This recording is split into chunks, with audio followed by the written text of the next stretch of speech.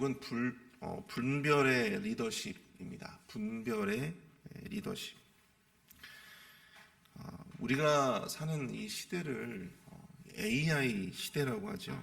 그래서 우리가 마음만 먹으면 참 다양한 정보들을 참 빠르게 접할 수 있는 그런 시대를 살고 있습니다.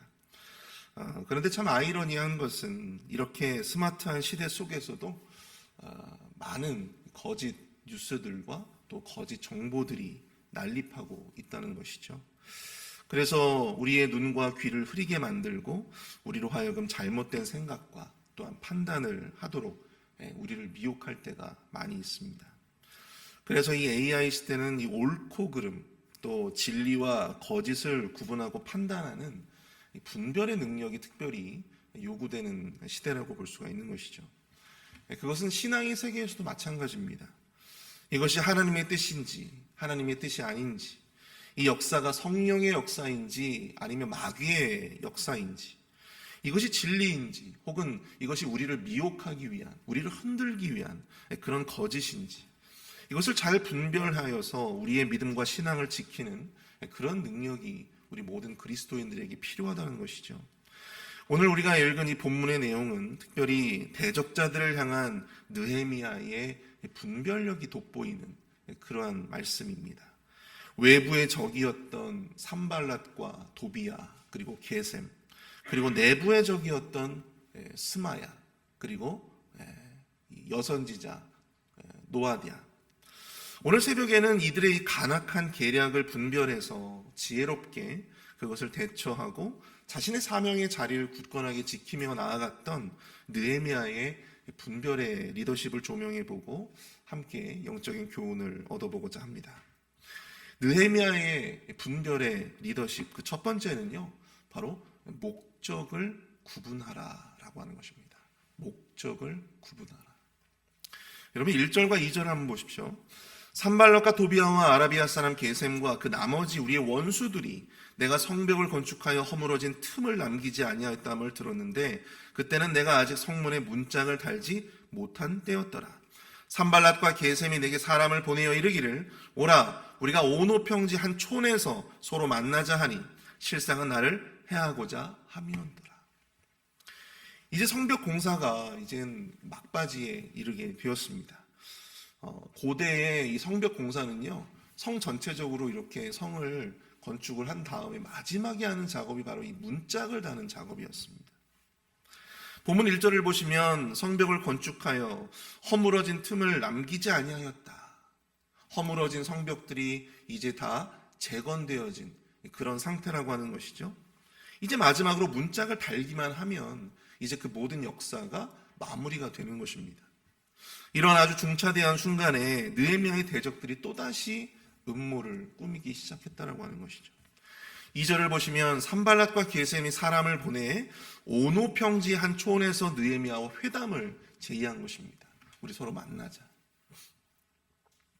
우리가 다 알다시피 이들은 느헤미야의 성벽 재건에 대해서 공개적으로 비난하고 또 조롱했던 그런 자들이었습니다.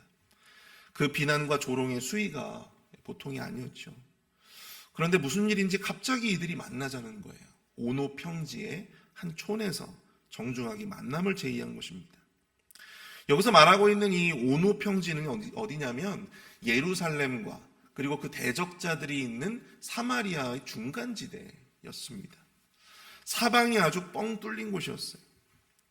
겉으로만 본다면 그 중간지대에서 회담을 하는 것이 굉장히 좋아 보이지만 만약 이들이 딴마음을 먹고 느헤미야를 위하고자 한다면 이 사방이 뻥 뚫린 곳에는 어디 숨을 곳도 마땅치 않았던 그런 아주 위험성이 있었던 곳이었다라고 하는 것이죠. 다행히도 느헤미야는 자신을 해하고자 했던 그들의 간악한 이 회담의 목적을 금세 파악하게 되었다라고 하는 것입니다. 3절 4절을 보십시오. 내가 곧 그들에게 사자들을 보내어 이르기를 내가 이제 큰 역사를 하니 내려가지 못하겠노라. 어찌하여 역사를 중지하게 하고 너희에게로 내려가겠느냐 하며. 이제 지금 문짝만 달면은 이제 모든 이 예루살렘 성벽의 재건이 완성되어지는 시점인데 아주 그 중차대한 시점에 내가 이 역사를 중단하고 내가 너희들을 만나러 갈 수가 없다라고 하는 것입니다. 근데 그것을 이 무려 4번이나 그들이 종용했다라고 하는 것이죠. 거절을 하니까 4번이나 계속해서 종용을 한 것입니다. 번번이 느헤미야는 거절했죠. 사랑하는 성도 여러분, 이 타협이라고 하는 것은 나와 상대가 서로 만족할 만한 어떤 그 합의점을 찾고자 하는 것이 우리가 이 타협이라고 하지 않습니까? 그러기 위해서는요, 서로 간에 목적이 같아야 돼요. 목적이 일치해야 됩니다. 목적이 다르다라고 한다면 결단코 타협이 이루어질 수가 없는 것이죠. 예를 들어서 여러분들, 성경은 우리가 이 죄와 타협할 수 없다라고 하지 않습니까? 성경은 일관되게 죄와 악 그리고 사탄과의 타협을 금하고 있습니다. 에베소서 5장 11절은 이렇게 말씀하고 있어요. 너희는 열매 없는 어둠의 일에 참여하지 말고 도리어 책망하라. 로마서 12장 2절은 이렇게 말씀합니다. 너희는 이 세대를 본받지 말고. 또 야고보서 4장 4절은 이렇게 말씀합니다. 세상과 벗이 되고자 하는 것은 하나님과 원수됨이니. 우리가 죄와 타협할 수 없는 이유, 우리가 절대로 죄와 타협할 수 없는 이유는 바로 그들과 우리는 목적이 다르기 때문이에요. 거룩과 죄는 서로 타협할 수도 섞일 수도 없습니다. 빛과 어두움은 서로 섞일 수 없어요. 하나님과 사탄을 겸하여 섬길 수는 없는 것입니다. 지향하는 목적이 다르기 때문이에요. 여러분, 느헤미야의 목적은 무엇입니까? 느헤미야의 목적은 예루살렘 성벽을 잘 재건해서 이스라엘 공동체 회복, 바로 그것이 느헤미야의 목적이었어요. 하지만 만나자고 했던 이 산발랏과 도비야, 게셈, 이런 사람들의 목적은 무엇입니까? 예루살렘 성벽 재건을 막고 이스라엘이 다시금 똘똘 뭉친, 다시금 공동체로서 그렇게 온전하게 세워지는 것을 그들은 반기하지 않았다고 하는 것이죠. 그래서 이렇게 서로 간의 목적이 아주 극명하게 다른데 무슨 대화를 하고 또 무슨 타협을 할 수가 있었겠습니까? 모두가 시간 낭비고 결국은 그것이 느헤미야에게 해가 될 뿐이죠. 그럼에도 사탄과 죄의 세력들은요, 끊임없이 믿음의 사람들에게 타협의 손길을 내어옵니다. 마치 함께 할 수도 있을 것처럼, 마치 서로 간에 만족할 만한 어떤 타협점이 만들어질 수도 있을 것처럼 그렇게 착각이 들게 만든다고 하는 것이죠. 이게 바로 사탄의 전략이에요. 사탄의 교활한 타협의 전략을 우리는 이 출애굽기에서 이 바로가 모세에게 한 일을 통해서 우리가 좀 깨닫게 됩니다. 여러분, 출애굽기를 보시면 애굽에 10가지 재앙들이 내려지게 되잖아요. 그런데 이 파리의 재앙이 끝나고 난 다음에 바로가 모세를 불러요. 그래, 모세에게 타협안을 제시합니다. 그래, 너희들이 원하는 대로 가라. 그런데 가기는 가되 너무 멀리는 가지 마라. 가기는 가되 너무 멀리는 가지 말라는 거예요. 너희들이 예수님 열심히 믿어. 믿기는 믿되 너무 거기에 빠지지는 말라는 거지. 메뚜기 재앙이 끝난 다음에는 이 바로가 또 모세에게 이렇게 이야기를 합니다. 여자들은 두고 남자들만 가서 여호와를 섬기고 돌아와라. 이거예요. 남자들만 가서 여호와를 섬기고 돌아와라. 믿으려면 가족 모두 그렇게 믿지 말고 너 혼자 믿어라. 그렇게 좋으면 너 혼자 믿어라. 흑암의 재앙이 끝난 이후에는요, 모세에게 이렇게 이야기합니다. 모세에게 너희들이 다 가라. 남자건 여자건 다 가라. 그런데 그들이 가지고 있었던 양과 소, 그 제사는 남겨두고 가라. 그 물질들은 다 남겨두고 가라는 거예요. 믿는 것은 자유지만 물질과 시간을 들이지는 말아라. 사탄은 이러한 회유와 또한 이 타협의 움직임 속에서 늘 우리를 미혹하려고 하죠. 근데 그때마다 우리는 그런 생각들이 우리 안에 파고들 때마다 우리는 어떻게 해야 하겠습니까? 우리의 대답은 느헤미야와 같아야 한다고 하는 것이죠. 그 모든 타협에 대해서 거절해야 한다고 하는 것입니다. 왜요? 서로의 목적이 다르기 때문입니다. 그래야 우리에게 맡겨진 사명의 본분을 지키면서 우리가 나아갈 수가 있는 것이죠.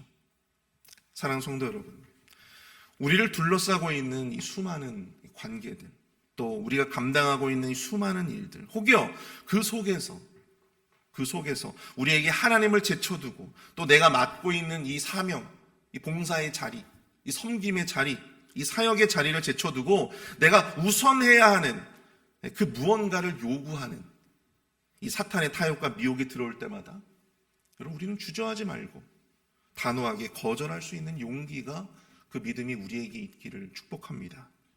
근데 여러분, 그게 쉽지는 않습니다. 마음이 약하고 또 하루에도 수없이 그 마음이 막 흔들리는 그런 우리들에게 그것이 쉽지는 않아요. 그런 어떤 단호함을 유지한다라고 하는 것이 쉽지는 않습니다. 그러나 그러한 분별력이 없다면 여러분, 우리는 쓰러질 수밖에 없다는 거예요. 우리의 길을, 하나님께서 우리에게 맡겨주신 그 사명의 길을 우리가 온전히 걸어갈 수가 없다고 하는 것이죠. 아무쪼록 목적이 다른 그 간악한 목적과 타협하지 아니하고 그것들을 과감히 절연할 수 있는 그 거룩한 용기를 하나님께서 오늘 우리 모두에게 베풀어 주실 수 있기를 축복합니다.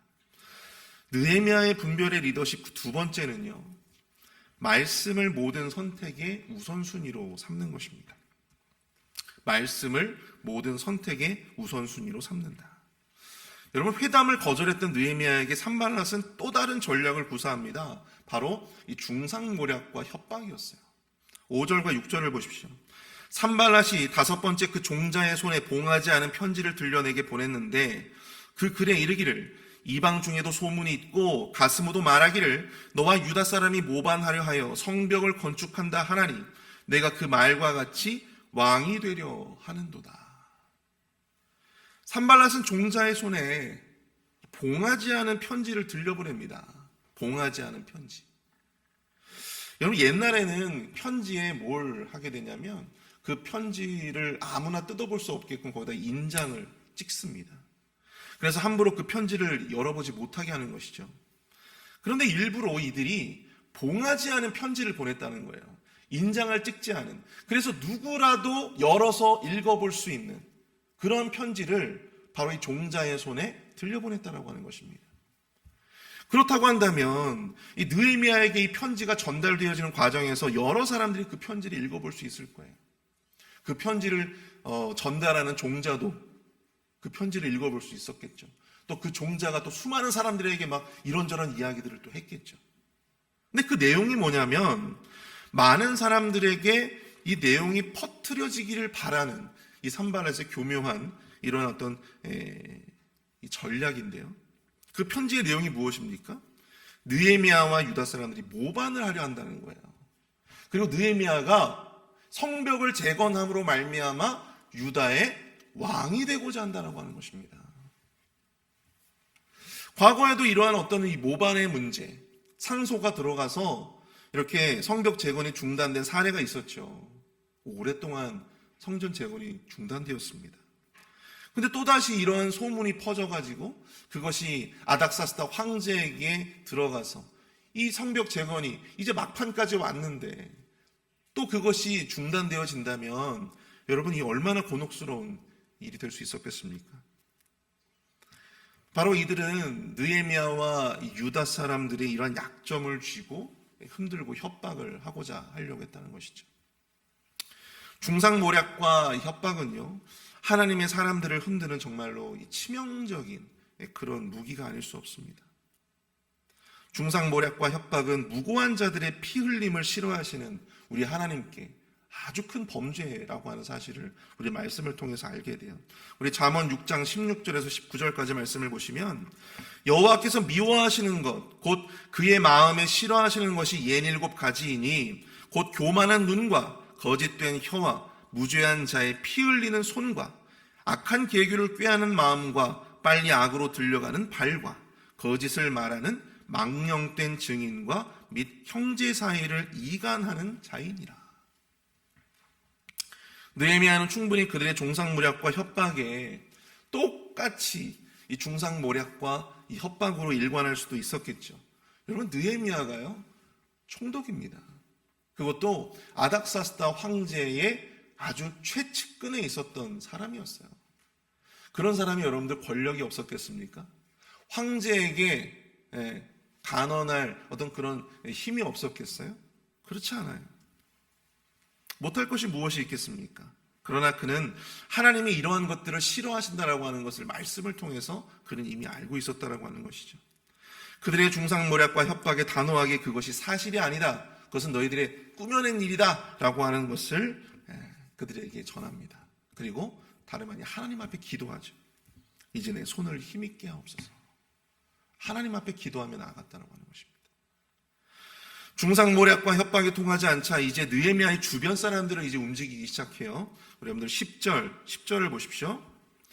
이후에 무헤다벨의 손자 들라야의 아들 스마야가 두문불출을 하기로 내가 그 집에 가니 그가 이르기를 그들이 너를 죽이러 올 터이니 우리가 하나님의 전으로 가서 외소 안에 머물고 그 문을 닫자.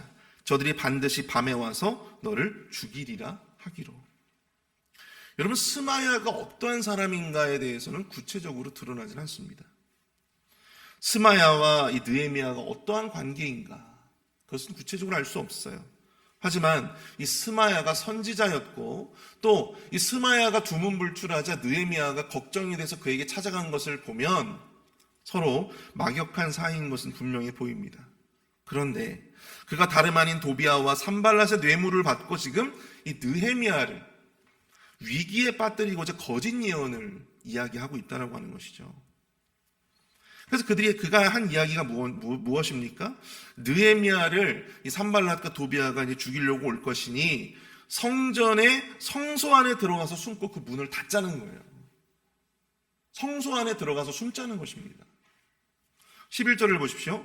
내가 이르기를 나 같은 자가 어찌 도망하며 나 같은 몸이면 누가 외소에 들어가서 생명을 보존하겠느냐, 나는 들어가지 않겠노라 하고. 여러분, 그가 선지자였기 때문에 그의 말은 느헤미야의 마음을 충분히 흔들어 볼 수도 있었어요. 그런데 그는 이미 알고 있었습니다. 나 같은 몸이면 누가 외소에 들어가서 생명을 보존하겠느냐. 이게 무슨 말이에요, 여러분들? 여러분, 여기서 말씀하고 있는 성소는 지성소예요. 지성소. 이 지성소는요, 성전 안에 있는데 이 지성소는 아무나 들어갈 수가 없어요. 이 지성소에 들어갈 수 있는 사람은 딱 한 사람밖에 없습니다. 누굽니까? 대제사장. 대제사장만 유일하게 들어갈 수 있어요. 그것도 365일, 1년 중에서 딱 하루. 딱 하루. 언제예요? 대속죄일. 대속죄일날 딱 하루만 대제사장만이 들어갈 수 있는 곳이 바로 이 지성소였다라고 하는 사실입니다. 그런데 이 느헤미야가 자기 목숨을 구하고자 만약에 이 지성소에 자기가 사사로이 들어간다면 그것은 하나님께 대한 범죄이고 또 이것이 만약 다른 사람들에게 이 이야기가 전해진다면 그것은 리더십에 있어서 굉장히 큰 타격이 될 수밖에 없었겠죠. 이때에도 느헤미야는 이 말씀의 우선순위를 놓치지 않습니다. 말씀에 따라서 중상모략과 협박으로 대응하지 않았고 또한 이 말씀에 따라서 지성소에 들어가는 범죄를 저지르지도 않았다라고 하는 것이죠. 그는 그때마다 다름 아닌 하나님 앞에 기도하며 마음의 흔들림, 두려움을 극복해 나아가고자 했던 것입니다. 사랑하는 성도 여러분, 우리가 분별하고자 할 때 그 분별의 핵심은요, 바로 말씀의 우선순위를 고집하는 것입니다. 누가 나를 흔들기 위해서 하지도 않은 말을 해대고 또 협박하고 감정적으로 우리가 거기에 휘말리기가 쉽잖아요. 억울하니까. 아니, 내가 하지도 않은 말인데. 근데 그런 소문이 막 들려요. 그럼 얼마나 마음에 불안이 찾아오고 조급해지고 또 감정적으로 격정적으로 될 수밖에 없었겠죠. 근데 여러분, 우리가 그런 어떤 중상모략과 그런 협박에 대해서도 절대로 거기에 감정적으로 휘말려서는 안 된다라고 하는 사실입니다. 여러분, 그때마다 우리가 뭐라 하는가, 말씀이 뭐라 하는가, 하나님이 어떻게 하기를 원하시는가에 우리가 오히려 마음을 집중해야 한다고 하는 것이죠. 누가 나를 죽이러 온다고 하는데 자기가 믿었던 선지자가 그렇게 권하고 또 그렇게 할 수도 있음에도 그것이 하나님께 죄가 된다면, 그것이 하나님 앞에 죄가 된다면 아무리 그럴듯해 보이는 전략이라 할지라도 그것을 과감하게 포기할 수 있어야 한다고 하는 사실입니다. 그 사람이 나와 친한 관계라고 해서 그 사람의 말이 하나님의 말씀보다도 앞설 수는 없는 것이죠. 말씀을 마무리합니다. 우리 고린도전서 10장 12절을 보시면 선줄로 생각하는 자는 넘어질까 조심하라 라고 하는 말씀이 있죠. 산발락과 도비아의 시험이 예루살렘 성벽 재건의 완성을 앞둔 시점이었다는 것에 우리는 주목해야 합니다. 항상 우리가 뭔가 어렵게 뭔가를 이루어내고 이 완성해가는 그런 시점에서 사탄은 우리를 시험할 때가 많이 있어요. 그때마다 우리에게 잘못된 선택을 하도록 우리의 마음을 이렇게 흔들 때가 있다는 하는 사실이죠. 그때마다 여러분 느헤미야의 분별의 이 리더십을 꼭 기억하실 수 있기를 축복합니다. 서로의 목적을 잘 확인하고 간악한 목적에 휘둘리고 혼미해하지 않고 단호하게 거절할 수 있는 용기를 달라고 여러분들 기도하실 수 있기를 바랍니다. 또한 우리의 선택이 우리의 감정이나 유익이 아니라 오직 여호와 하나님의 말씀으로 그것이 최우선 되어질 수 있도록 그 분별의 능력이 우리로 하여금 그 위기들을 온전히 잘 지혜롭게 극복하게 또한 해주실 줄 믿습니다. 우리 시간 다 함께 오늘 말씀을 생각하시면서 우리가 좀 함께 기도하기를 원합니다. 하나님, 오늘 우리에게 분별의 영으로 함께해 주시옵소서. 간악한 목적을 가진 죄의 세력과 타협하지 않게 하여 주시고 또 말씀의 우선순위를 분명히 해서 우리 모든 선택과 결정 가운데 오직 말씀의 원리를 최우선에 들게 하여 주시옵소서. 함께 기도하겠습니다.